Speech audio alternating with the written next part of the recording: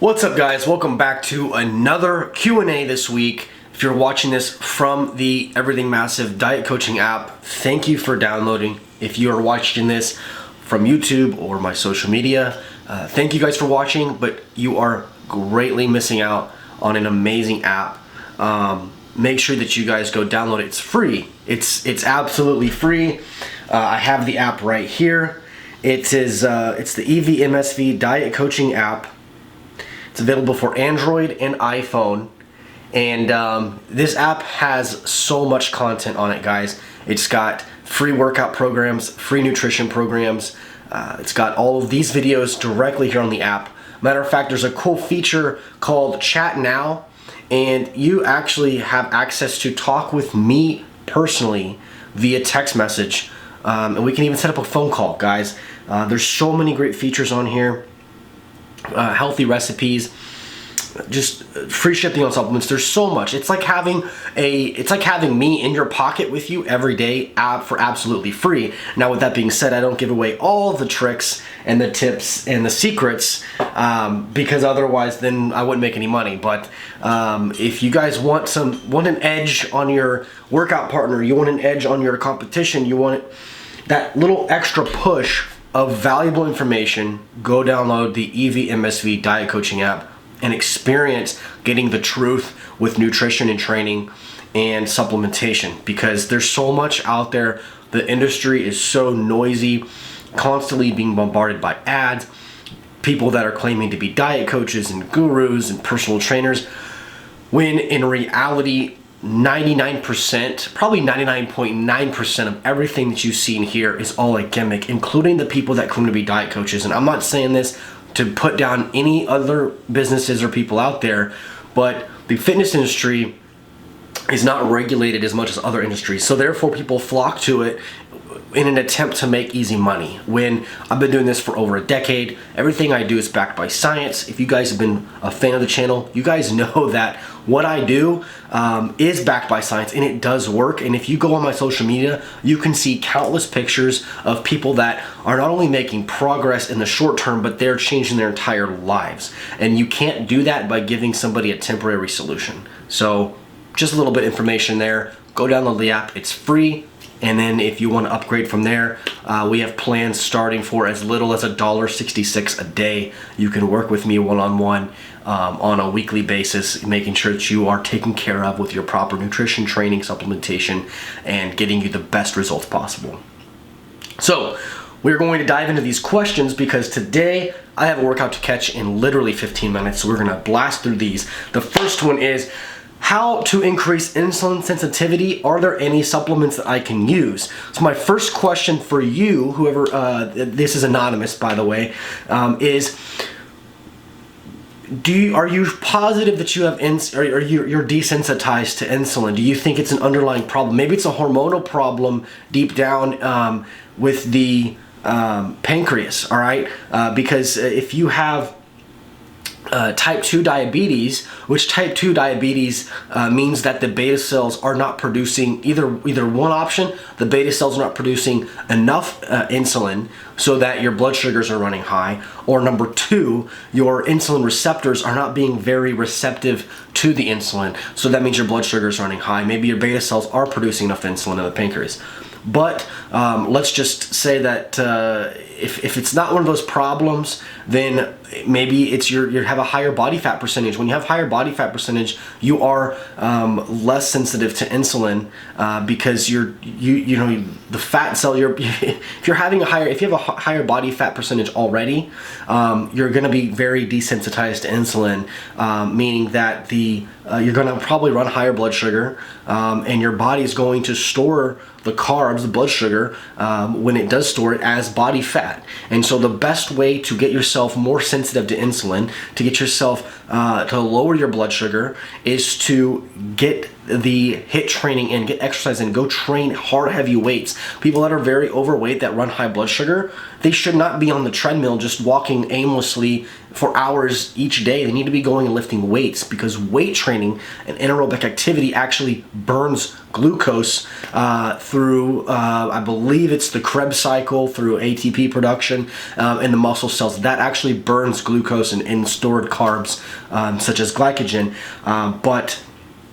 If you are in good shape and you feel like your morning blood sugars levels are high, then you can try supplements such as GDA from 1st Phorm, which you can get free shipping through the app, which is, the link is below. GDA is a glucose disposal agent. It's a natural product. It helps your body store the carbohydrates that you're eating into the muscle cells so they may be utilized during weight training, which then just kind of makes full circle around that you should be weight training. And that's a supplements you can use. Obviously, if you have type 1 or you're diagnosed with type 2 diabetes, then you may be taking a long-acting insulin to help you store those carbs throughout the day and throughout the night. But if you're not diagnosed with type 1 or type 2 diabetes, then I suggest HIIT training to burn glycogen, weight training to burn glycogen and lower blood sugar, and then some sort of supplement such as GDA from 1st Phorm. The next question is, should you weigh your food cooked or uncooked? So this question can be debated over and over and over again, guys. Short answer, what I do, what I have my clients do, is measure their food before it's cooked. I almost just messed that up. Before it's cooked. The reason is because as long as you're consistent with whatever it is that you're doing, it will remain the same. People say, oh, you need to measure your chicken, you need to weigh your chicken after it's cooked because it's gonna shrink.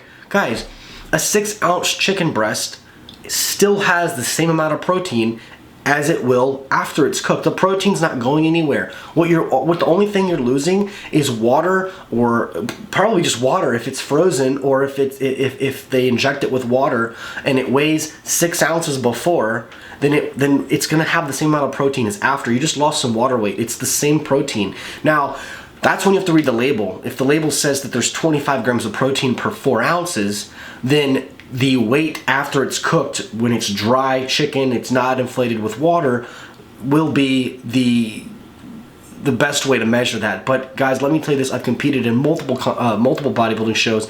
I've helped countless clients from around the world get ready for their bodybuilding shows. You always want to measure your food, either before or after. Personally, I do before, because when you're cooking like rice need to be measured before, because after it's cooked, the measurements are thrown off.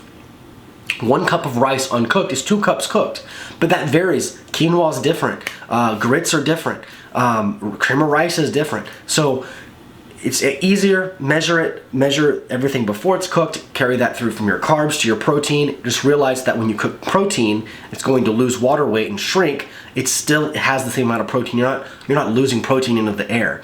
All right, you're just losing water weight. Carbs, most carbs when you cook them, like rice, cream of wheat, quinoa, whatever it is, you're absorbing water. It's the same amount of carbs, it just has more volume. All right, the next one is, Blake, I want to grow and gain size, but I feel like I'm eating everything I can and still not gaining weight. What should I do? All right, so actually I know this individual. He's a very hard worker and he does eat a lot of food. But let me tell you this, you're gonna have to find a way to get the food down. There is no magical pill, there's no magical supplement. That is the fact, that's the raw fact of this, guys. You have to get the food down, whether you blend up your food, whether you make a protein shake, take some level 1 protein, take some egg whites, take some peanut butter, take some oatmeal, take some Special K cereal because it's just rice and sugar. Blend that up and drink it. If you have to do 3 shakes a day and four whole meals a day to get your food in, to get your 7 meals in, then that's what you have to do, but you have to find a way. If you really want to grow, you're going to have to eat like you want to grow. There's no excuse. If you can't eat the food, you're not going to grow, period. That's the way it is. There's no magical pill, there's no magical formula. It's that simple. Last question is, when is HIIT cardio better than steady state cardio? All right, so I've actually worked with a diet coach before who was saying HIIT training's the best, HIIT training's the best, HIIT training's the best. I've worked with other people. I've talked with some of the highest names, some of the biggest names in the industry that said steady state cardio is the best.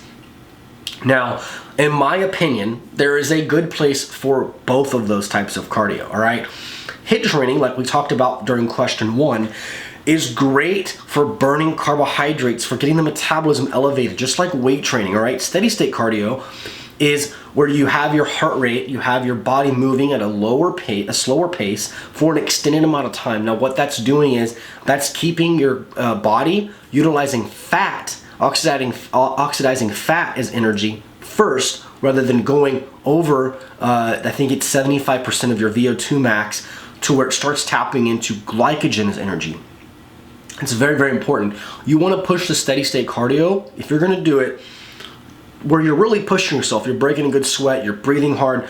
You want to push it to the point where you're almost, like if you're walking on the treadmill, you want to walk at a good pace. It's hard to almost keep up, but you're still walking fast enough. You're efficient at burning body fat, but you're not doing too much to where you're not burning body fat and you're burning carbs. HIIT training will not burn body fat during the HIIT training. Remember that. If I go outside and do sprints, I am not burning 1 ounce of fat the entire time I'm sprinting. The fat gets burned later on during EPOC, which is basically calories being burned after you work out. But here's the question. If I'm weight training hard enough, do I really need to do HIIT training? All right? Because HIIT training burns carbs, but so does weight training. Weight training is going to build muscle. HIIT training is not going to build as much muscle, or at least very efficiently. So if you're going to do any kind of HIIT training, I suggest you do very, very little amounts of it after you work out. So while you're training in the gym, you're pumping out reps, heavy weight, hard workouts, you're burning glycogen, you're burning carbs, you're also building muscle. Then if you want to work on getting your metabolism elevated, you can also go do a little bit of HIIT just to squeeze out that last bit of energy, burn a little bit more carbs. But the real fat burning effect comes during the steady state cardio, when you're walking at a good pace for an extended amount of time, or you're riding that bike at a good pace for an extended amount of time, burning fat and utilizing fat as energy rather than carbs as energy. Now, HIIT training will have a good effect on the metabolism for 24 hours. There's been some studies done in Florida over the last 5 years that have shown that, 15 minutes of HIIT will actually get the metabolism elevated for the next 24 hours. So that will burn fat over time, but during the actual activity of doing HIIT training, it will not burn fat, just like you don't burn fat while you're working out. That's why you see a lot of bodybuilders, they weight train so hard and heavy, they don't need to do HIIT training. They actually go walk on the treadmill. So they break down the muscle, so their muscles can grow and build back. They burned a lot of carbs during the workout. Then they go over to the treadmill, they walk on the treadmill, and they walk at a good pace, slow enough to where they're not doing HIIT and utilizing carbs, but fast enough where they're oxidizing fat. So anyways, guys, I have exactly 8 minutes to get to the gym. I am out. Hope you guys have a great week. If you did like this video, give it a thumbs up, share it with a friend, share it on social media, download the app, link is in the description below, and I will see you guys next week.